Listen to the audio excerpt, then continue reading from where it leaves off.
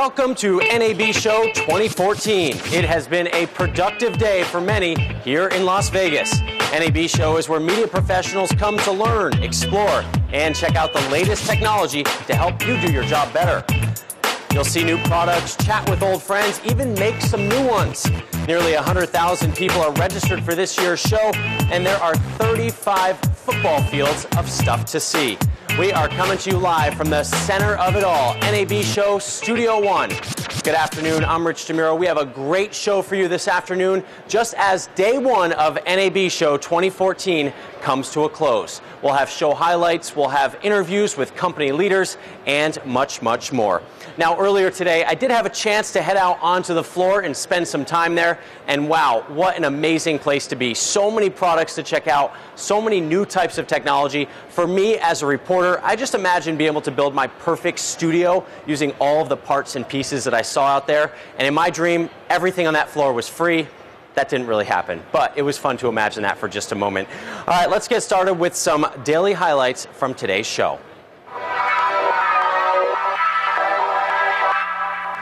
So I'll choose a playing field and say that the essence of cinema is the storytelling. I believe that Homer had all the technology that he needed to ask his audience, what do you think they did with that horse next? And if the audience said burn it, it would have come out a little differently. So I think that it's important to recognize that we as humans respond to being taken on that journey by a good storyteller. Technology is at a place that you know, 3 people, and you could do something that looked like, it was 10 times the budget than it was. So creating things on a much bigger scale is becoming a lot easier, and I think that's what's making the distribution model of the streaming on Vimeo or YouTube or the like something that's taken seriously now. Now, anyone with no training whatsoever has the possibility of putting something up and getting thousands or even millions of views. So I think that each and every one of you, if you have a script and you have an idea and you have a vision, I think if you had somewhere around $50,000 to shoot your film, and then you put it through a pipeline that could clean it up, put it in a place where it's ready to be viewed by people online or in theaters, and that pipeline held your hand, I think you could have a feature film. As former FCC Chairman Mark Fowler noted in a recent op-ed in the Wall Street Journal, quote, broadcasting kept more than 8 million people safe and informed during Hurricane Sandy. Broadband can't do that.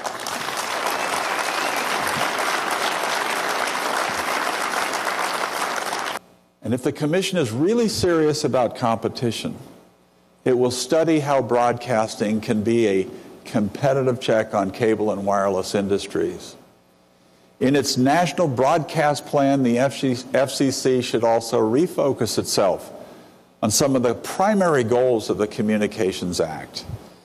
Without broadcasting, who will carry out the public's interest mandates of diversity and localism, to say nothing of children's programming, political events, and observing decency standards of local communities? We also cannot afford to risk disenfranchising those in society who rely most, if not exclusively, on broadcast TV and radio as their primary source of local news, emergency updates, sports, and entertainment. Our government leaders, at least as I hear it, have placed a high priority on giving a voice to those whose voices often go unheard. Those people who live in rural communities, in low-income areas, many in our minority communities, and seniors, and increasingly young techies. Ironically, these are the very people who would be harmed the most by a spectrum incentive auction that is not carried out judiciously. It seems the FCC is at odds with the very constituencies that the White House values the most. Through aggressive advocacy in Washington, I promise you this: NAB will remain committed to ensuring broadcasters' long legacy of serving the American people. Whether it's attempts by big record labels to impose a tax on local radio stations for simply playing music, or pay TV companies' attempts to get out of fairly compensating broadcasters for the most highly viewed content they resell, you can be sure we will not let down our guard.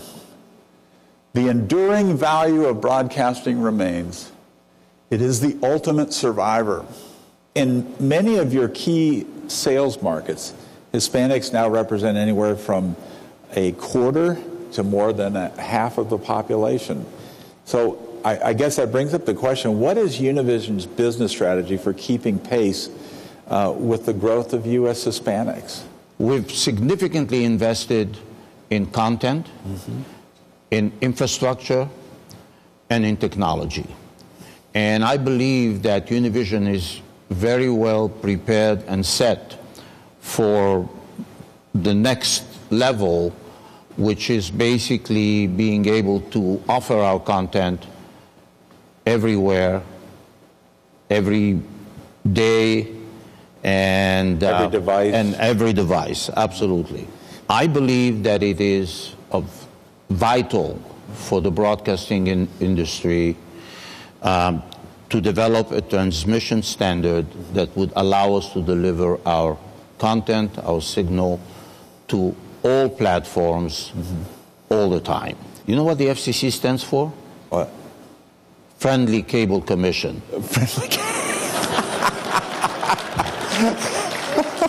So I thought it was Federal Communications, but I'm sorry? I thought it was Federal Communications, but you've added a whole new color to that. It's got nothing to do with communication.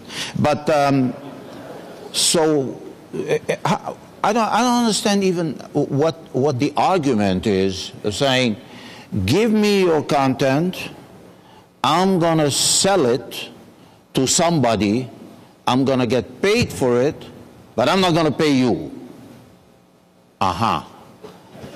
Great business concept. Wow, who knew that's what the FCC truly stands for? Interesting. All right, now let's hear from NAB's Chief Technology Officer, Kevin Gage. So Kevin, we're looking forward to the show. And as the head of NAB Labs, can you tell us what NAB Labs is up to and what we can...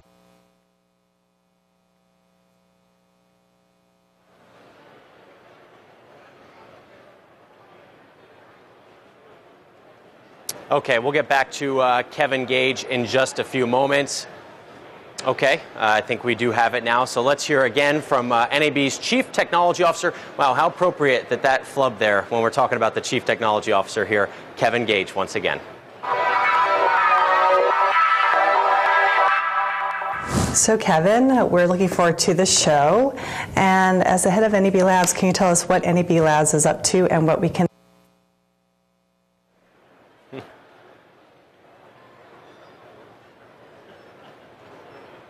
Okay, I think we're going to move forward at this moment. Third time's a charm, but we're not even going to try that. Let's just go ahead and talk about the show floor. Now, if it seems larger this year, that's because it is. In fact, there are 930,000 square feet of exhibits to check out there. There's really no easy way to do it. You just have to put on your best pair of walking shoes and get on that floor and explore. Talk to people, pick up some of those free candies they're giving out at the booths, and, you know, just see what interests you the most. There's so much to see, so many options. I was out there, I saw every type of microphone, every type of antenna, live trucks that you can check out. It is really a broadcaster's dream, and someone that's in the entertainment or media industry, it's just neat to see what's out there. Here's some of the stuff that our crew found. Hey there, I'm Bill Roberts, and I head up product management for Adobe's video products. We're here at NAB Show 2014, and we're announcing our 5th release since last NAB, so it's a big summary of what's happened, but it's also a massive new release of all our products across the board. Really big release for Premiere. We're tying in more and more of the After Effects technology, so instead of having to actually go into After Effects, you now have live text templates that you can change on the fly inside your Premiere editing experience, mass tracking, all interchangeable with After Effects. But all the products received really big updates. Another thing we're excited about is the integration with Creative Cloud. So we've got Typekit integration as well as Cooler integration with After Effects and Premiere. So more and more adding services to the products you get with Creative Cloud as well as the amazing products themselves. One of the exciting things for us is always to be here with our customers and to have them show how they use our products. We've got amazing stage demos throughout the show.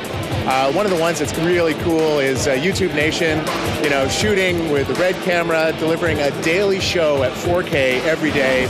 So if you want to come by and see us, we're in the South Hall, booth 3910. And if you can't make it down, you can always go online and check out all the information as well as see some videos on how the features actually work. Hello, I'm Bryce Button, Product Marketing Manager at AAJA. We've got a really exciting new baby to introduce you to, and this gentleman is called Scion. And Scion is a brand new camera that handles 4K, Ultra HD, 2K, HD in a beautiful, elegant, and ergonomic form factor, really designed to be used right out of the box. So we start at the front with a PL mount, and the sensor itself is what we call a global shutter. You don't get the problems you often get with rolling shutter with bendy images and light problems. You've got a straightforward confidence monitor up here. Connectivity is all very straightforward and simple. AAJA is very excited to announce a couple of brand new mini converters. We have the High 5 Plus and the Half 5 Plus. Both of those converters deal with HDMI. And then finally we have the LUT box. The LUT box is designed as an inline color transform box. We're in booth SL2505, so we hope you come join us.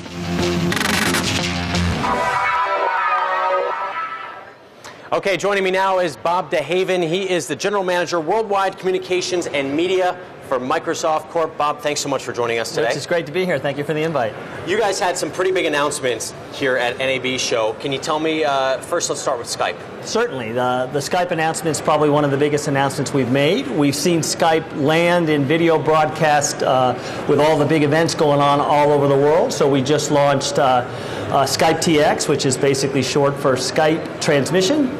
It's going to sit in the production center so that when video view or when news broadcasts want to go out and get those Skype live reports and bring them in, they'll be able to do so in a very production-oriented environment that will allow for a simultaneous HD feed. So the second time it runs, it'll be an HD feed, and we're getting a lot of buzz on that. A lot of buzz on that. Yeah, we've seen news. As a reporter, we've seen news gathering go where you're basically broadcasting live from your cell phone.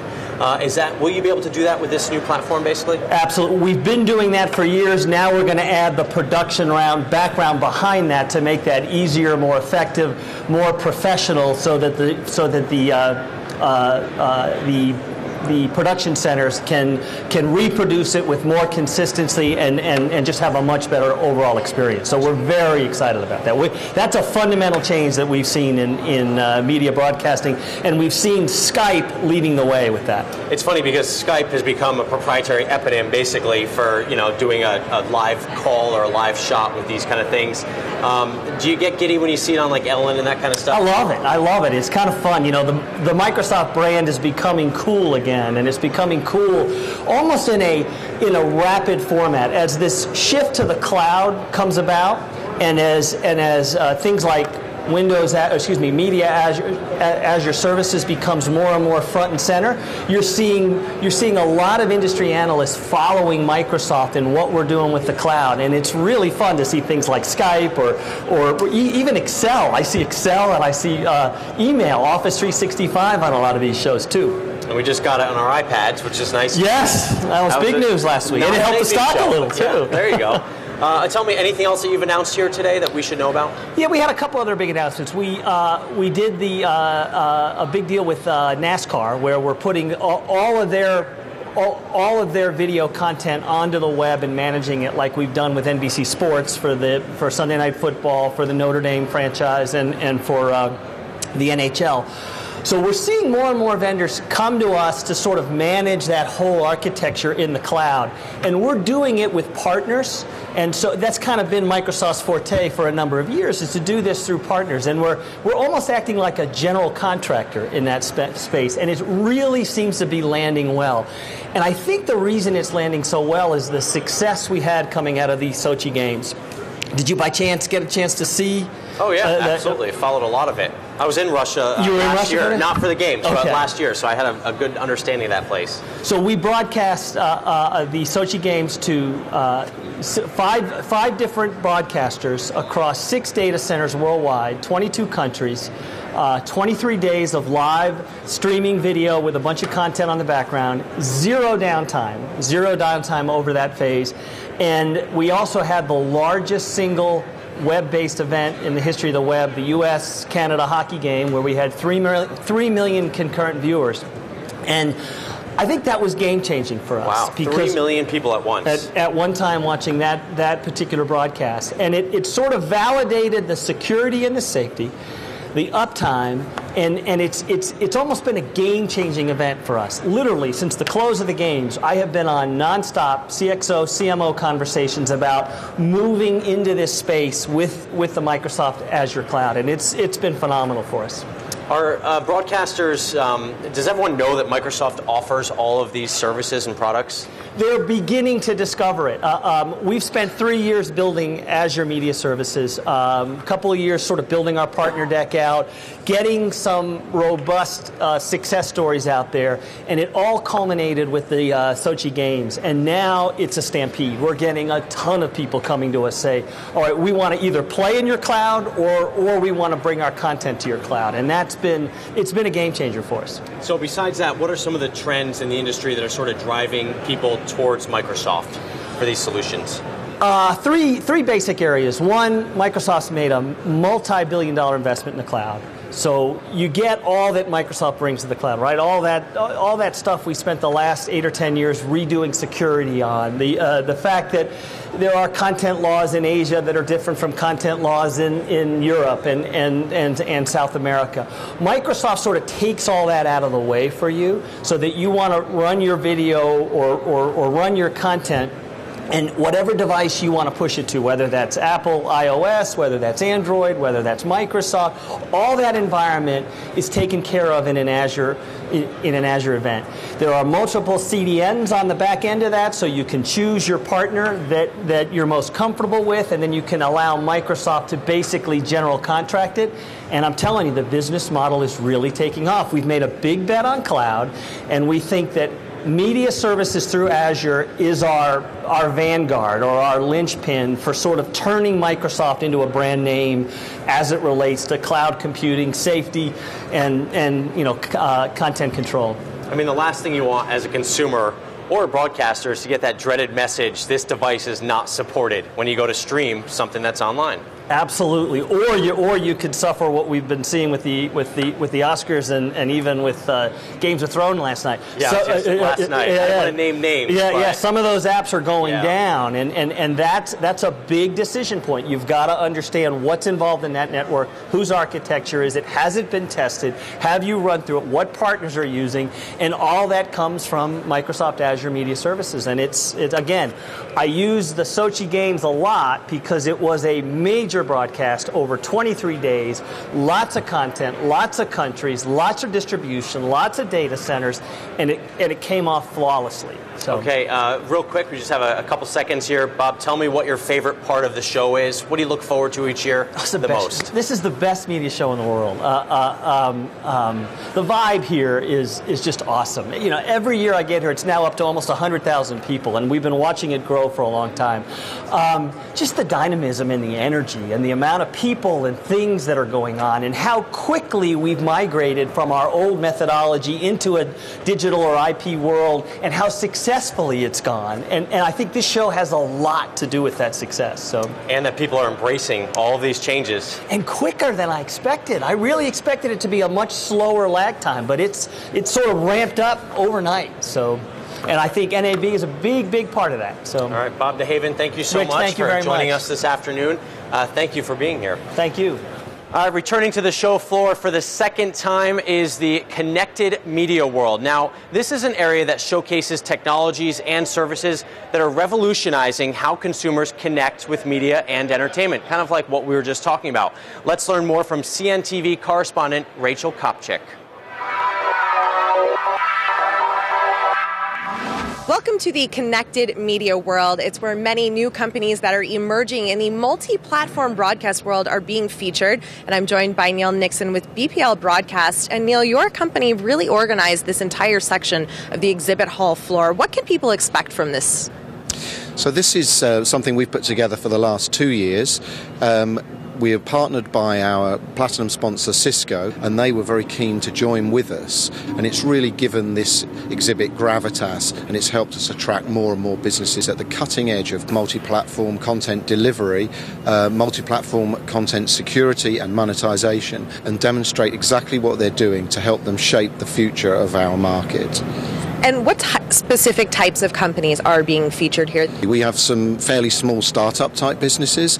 We have very big companies here. Intel, Accenture are both with us in this exhibit. But the key thing is that what they're developing, large or small, are very cutting edge products that are enabling the multi-platform broadcast world to work. And there's going to be several seminars hosted here. What can people expect from those seminars? So there are seminars running every day. Some of the presentations are just individual from our exhibitors.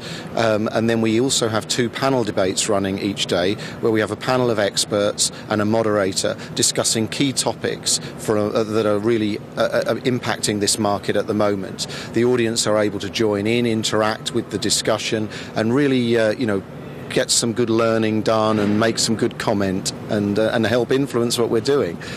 Exactly. What are some of the examples of some of the topics, the hot topics that are going to be discussed here? So I think monetization is a big issue.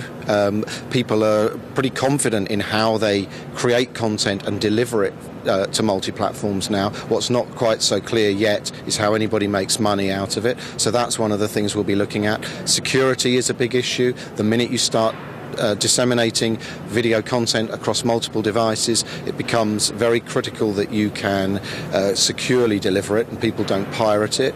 So that will be discussed. We're looking at audio in the connected world. So there's a number of topics, the role of the internet, etc., etc. Yeah, it's going to be very interesting. Yes, very exciting section of the show floor. Thanks so much, Neil. We appreciate it. You can come check it out, the Connected Media World in the North Hall. Thank you, Rachel. We know thousands of you are talking about NAB Show right here on Twitter, Facebook, Instagram, or any other social network we don't know about. We're monitoring it all with the help of Red Button TV's Buzz Control, and we're going to show you some of the tweets that we are checking out. This one from CMCW16. She said, "We need monetized data and leverage the cloud." NAB Show, Vince Roberts, obviously at one of the sessions earlier today, I'm thinking. Take a look at another one.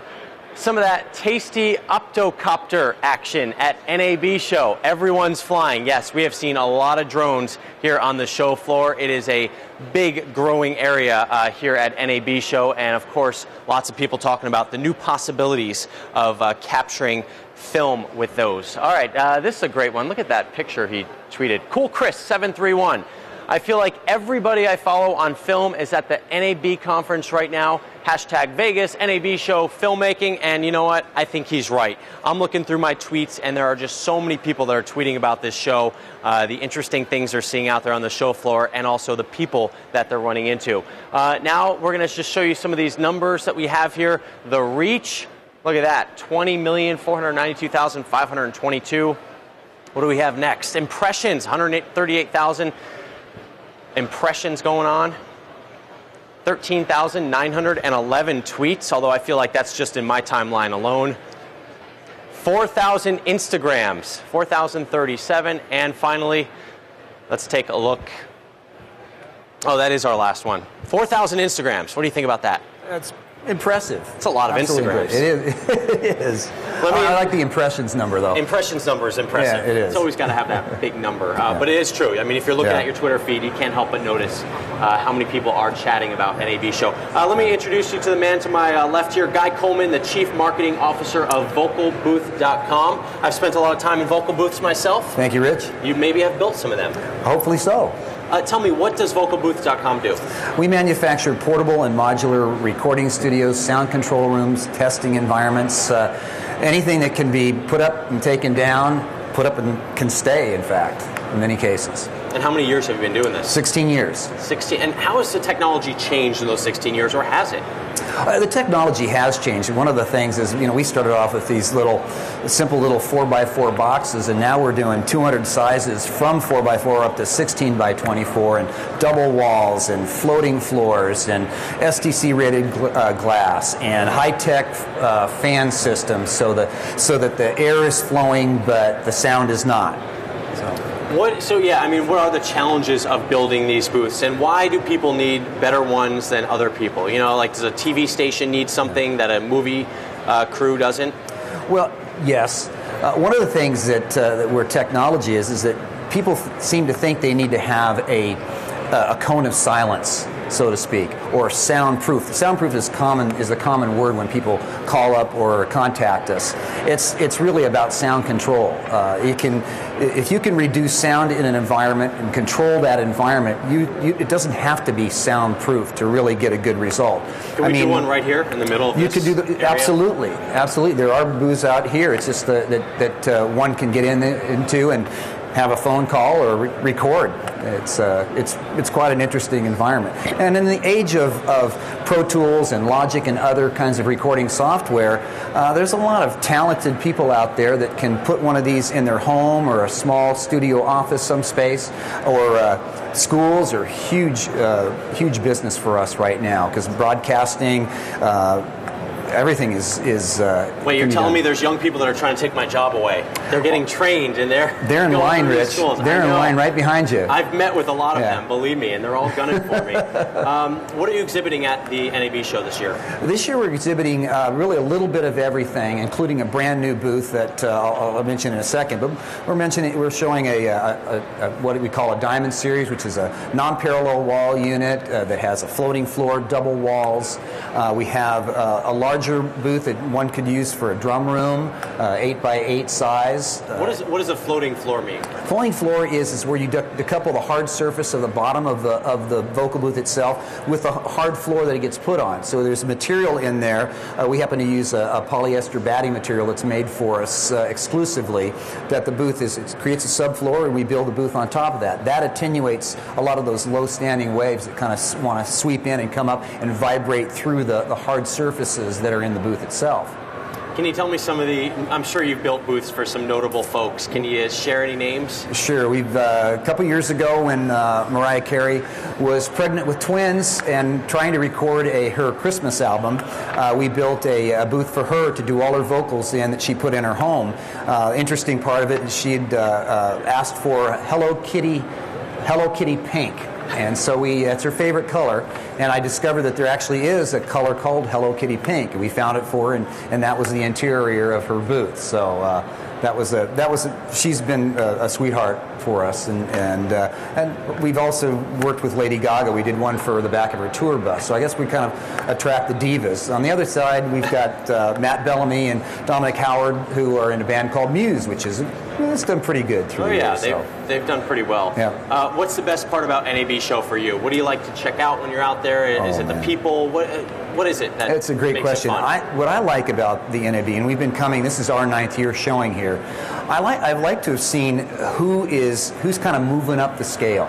Red Camera is a great example. I love the technology and the flashing. I remember years ago they had a small booth and they were doing tattoos in the booth, as I recall. Now they've got this huge booth and they've got all this great equipment. So I like seeing companies and seeing how they have grown and built. And like Bob was here earlier from Microsoft, and seeing Microsoft, really kind of have this new entry and stake out a claim in broadcasting. Those are the things that excite me. Shared my taxi this morning on the way here with someone from the Red booth, and she's like, you got to come over and check out the booth, Absolutely. And of course, they've done just amazing things with their technology as well. Really All right, have. Guy Coleman, Chief Marketing Officer of vocalbooth.com. Go check them out. Where can they check out your booth?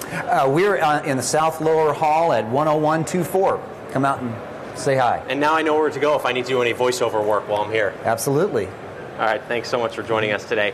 All right, my next correspondent really needs no intro at all. Let's check in with Ryan Salazar of Broadcast Beat.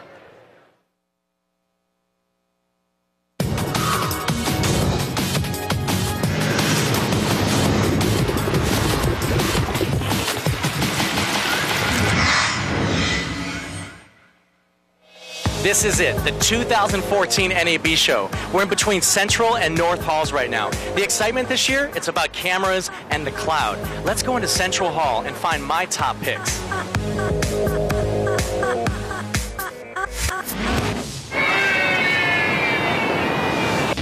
All right, I'm with Dale Backus from Small HD. How you doing, Dale? I'm great. How are you? It's a great NAB so far. So tell us about your latest product. Yeah, so our DP7 Pro line, the monitor line we introduced about 9 months ago, we're introducing a feature where we're allowing advanced color grading on the monitor. And so the cool part about it is not just are you creating grades with the incoming feed right from your camera, you're actually outputting that graded signal downstream as well, either wirelessly or wired. That's amazing. Can we see it?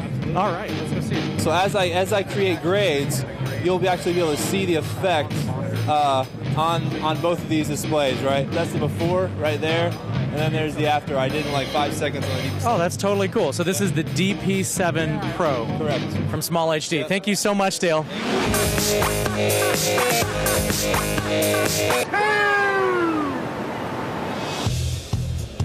All right, I've got Jeremy from Atomos. How you doing, Jeremy? Very well, very well. So tell us about, actually, by the way, we're using one of your other devices in the Broadcast Beat crew across the show. Thanks for letting us use that equipment, but this one looks different, so tell me about it. Yeah, so this is a 1920 1080 screen. It's our first foray into the 4K world, and there's a few things that we solved in our other products. It was a recorder, monitor, playback deck all in one device. So we've done that again. It's exactly the similar operating system, but for 4K. But we've added a few things. Our last products were either HDMI or SDI, but we've got both on this. 12 gig SDI, one of the world's first 12 gig SDI products, Genlock, so it can take all the 4K camera standards in, and HDMI 4K up to 30p. Yeah, this is the Ninja Star. This is HD. It follows out the ones you're using, the Ninja Blade I think you've got over there. Yes. And this is basically customers who are using extreme sports, GoPros, etc., second and third cameras. They don't need a big monitor. Right. They just want to record ProRes from their MPEG-based Japanese camera, which they're great cameras, but it's not the same workflow as if you're recording ProRes. So we made a $295 screenless version of the Ninja that you're using.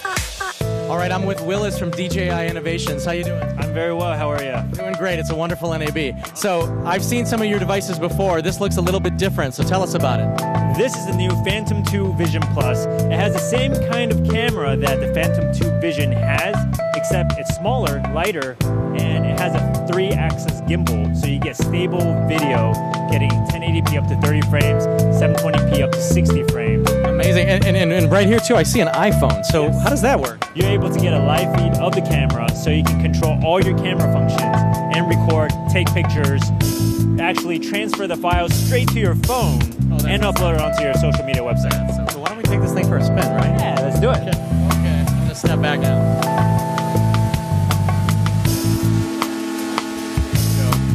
I thought that you guys just made helicopter-type devices, to do these shoots, but I found out you have, it's a stabilizing system, right? It's the new DJI Ronin. You want me to stand right here? Oh, sure. Okay, all right. Here we go. So with the DJI Ronin, it's a 3-axis handheld gimbal, and it stabilizes in many ways. And if you pan the device, it has like a follow mode that's super smooth. Willis, thank you so much for showing us this device. It's awesome. Great. Have a great NAB show. Thank you very much. Enjoy. An awesome start to the 2014 NAB show. It's only day one. We have several more days to see the most amazing audio and video technologies in the world. I'll see you tomorrow.